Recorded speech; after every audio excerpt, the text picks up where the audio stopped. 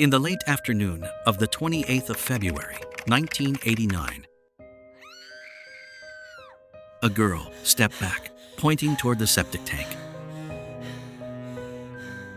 She just witnessed a horrific scene.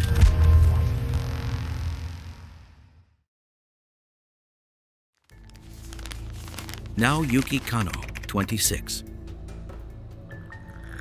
Cheers. That night, he went out drinking with friends. Around 1 a.m., Kanno returned home. He didn't forget to text his friend to say he got home safe. The next morning at exactly 10 a.m., Kanno left his house. From that moment, no one ever saw him again. On the first day, his phone rang, but there was no answer. Everyone assumed Kanno was just busy. On the second day, it was no different.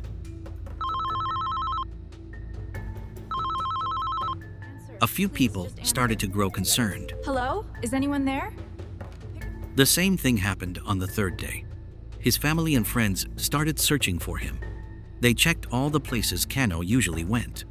Unfortunately, there was no news. On the third day after Kanno went missing, they found his car.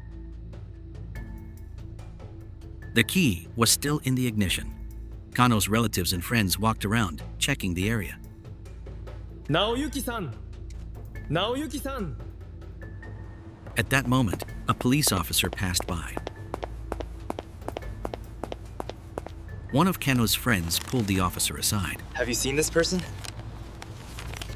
Go check over there. In front of them was a crowd of people, whispering and talking.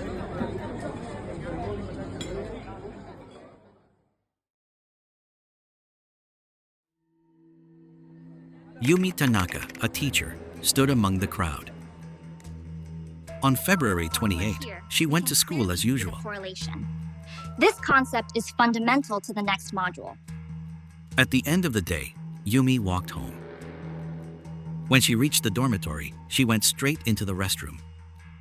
It was a squat-style toilet commonly found in Japan. And then she caught sight of a black shoe faintly visible beneath the water. Yumi tried to pull it out, but it was stuck fast, completely unmoving. She crouched down to take a closer look.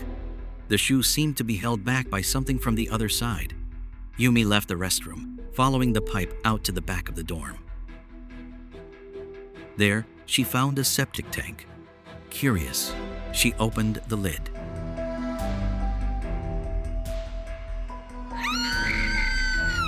There's a body!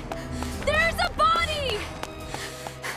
A crowd gathered, and Yumi asked to call the police. After some time, the police arrived and dispersed the crowd. Keep back, please.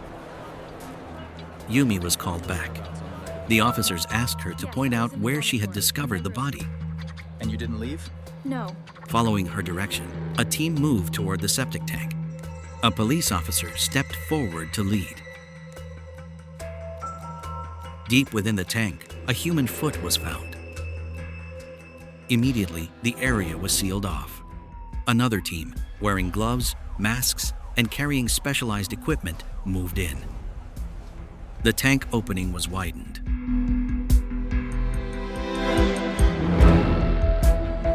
The police could now see more clearly inside. They began to retrieve the victim. This made the operation extremely difficult. After great effort, they finally managed to bring the victim out. Medical personnel quickly performed a preliminary check. Unfortunately, the victim had already passed away. How could a grown man have fit into such a narrow pipe?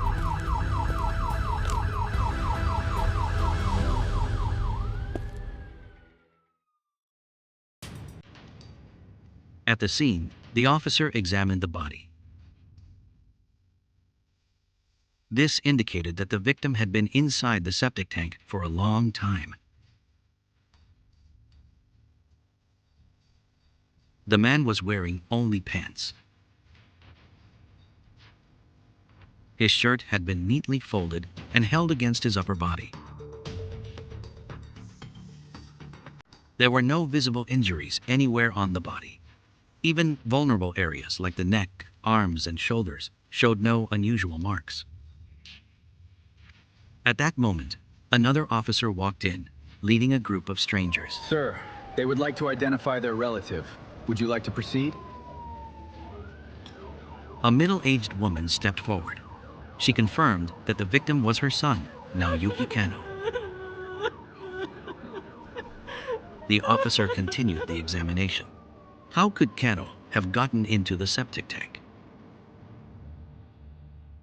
The pipe's diameter narrowed to about 20 centimeters at the tightest point. The wider section below was only around 36-40 centimeters. Clearly, from a physical standpoint, it would be impossible for an average person to squeeze through on their own. The shirt held against Kanno's body was also puzzling. This seemed like a deliberate action. A man in a white uniform stepped in. It stated that the cause of death was hypothermia. After all the analysis and clues, a complete picture of the case began to form, but it made no sense.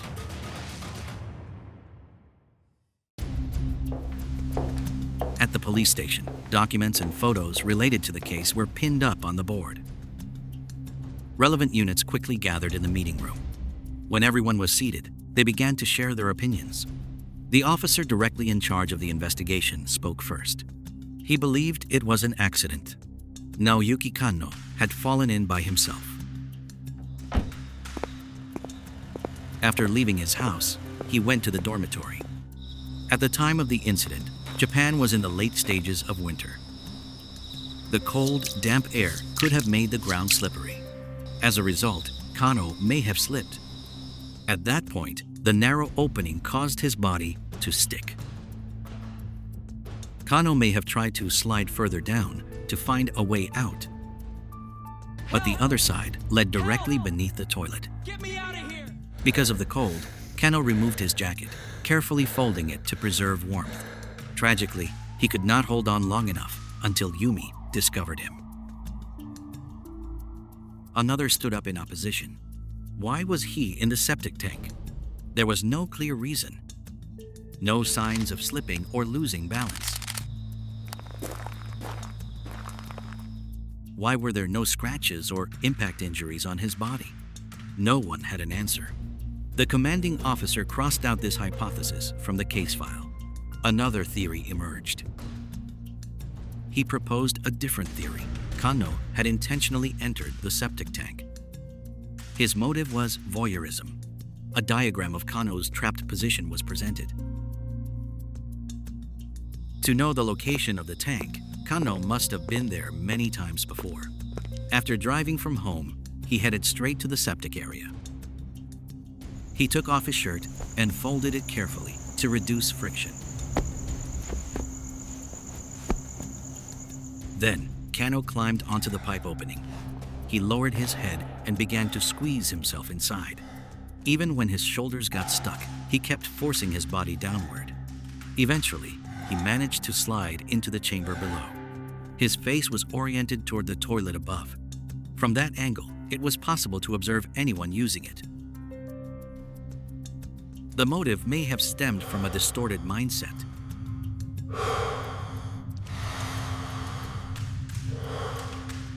But once inside, Kanno immediately realized his mistake. He became unable to move. In the end, he lost strength and died from hypothermia. Several officers agree, but to be certain, they returned to the scene once again. Kanno's parents were also called in. They then asked Kanno's father to attempt entering the pipe. Because his build was similar to his son's, he agreed, but he got stuck at the opening. He adjusted his angle, twisted his body, and tried to force himself down. But the more he tried, the more hopeless it became.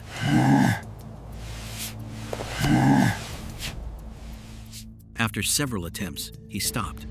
He asked to hear their reasoning. One officer began to explain. that his son might have climbed in on his own to peep on others. They refused to accept it, because what he had just done had already proven something.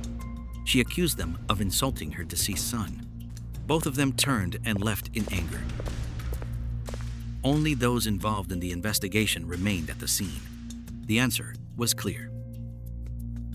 A person with shoulder width like Naoyuki Kanno could almost certainly not have entered that pipe on his own. This hypothesis was crossed out in the case file.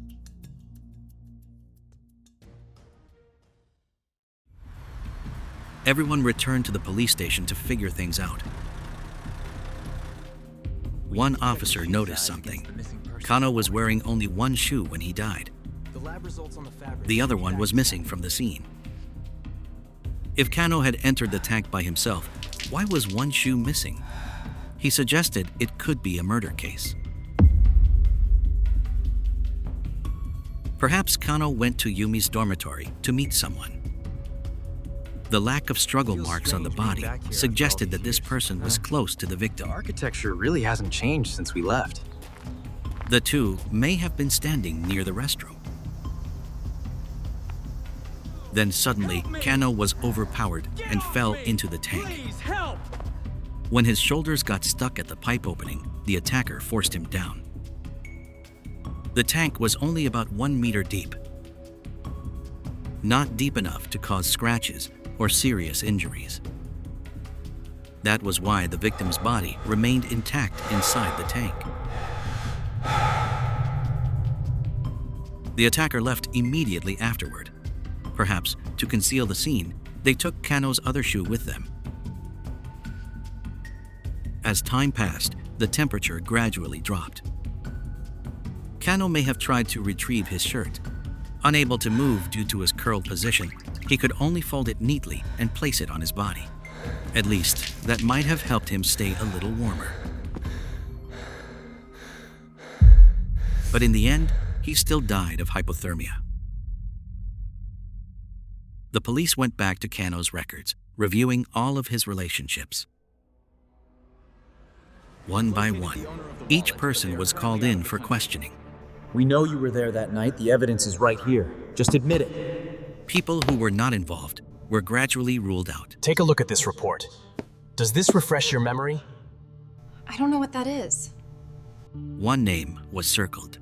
Yumi Tanaka, the first person at the scene. She was the one who knew the most about the location connected to the case. The police took her statement and fingerprints. They also presented an audio recording. In it, there was a claim that Yumi and Kanno knew each other, that the victim had gone to the dormitory to wait for her. Yumi slammed the table in anger.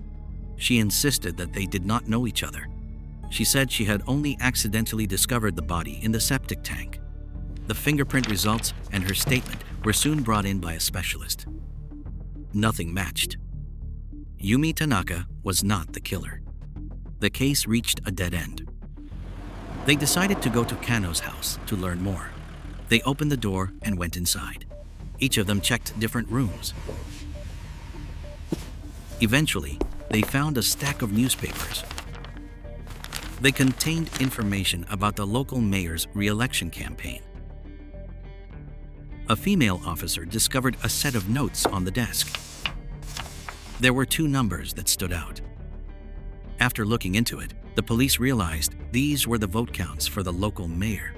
Kanno may have known something about the election, and it's possible he was killed for political motives.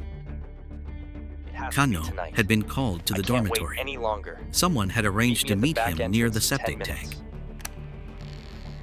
And then something went wrong. To cover it up, the scene was staged to be as confusing as possible. The perpetrator may have anticipated every line of police reasoning. That was why there were no leads left to follow. In the end, it was all just speculation. The police couldn't investigate further due to a lack of evidence. While they were searching the house, a neighbor stood outside, curiously watching. He mentioned that recently, Kanno had been talking a lot about a project to expand a local nuclear power plant. The victim had openly opposed it. He had even participated in protests. Perhaps because of that, Kanno became a target.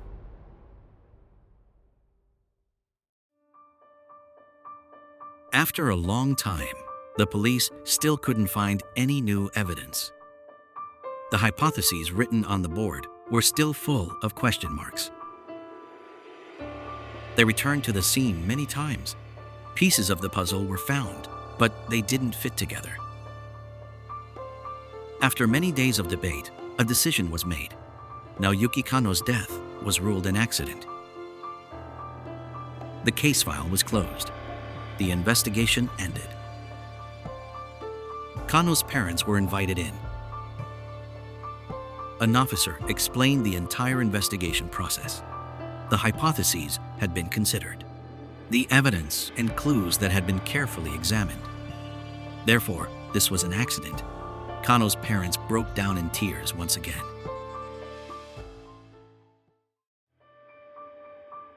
As time passed, news about the case gradually faded away. The name Naoyuki Kanno no longer appeared as often. A case once shrouded in mystery had now become an old story. The file lay quietly in a cabinet, but sometimes all it takes is for someone to bring it up again. The unexplainable details are enough to send chills down anyone's spine. How did Naoyuki Kanno die in a narrow septic tank?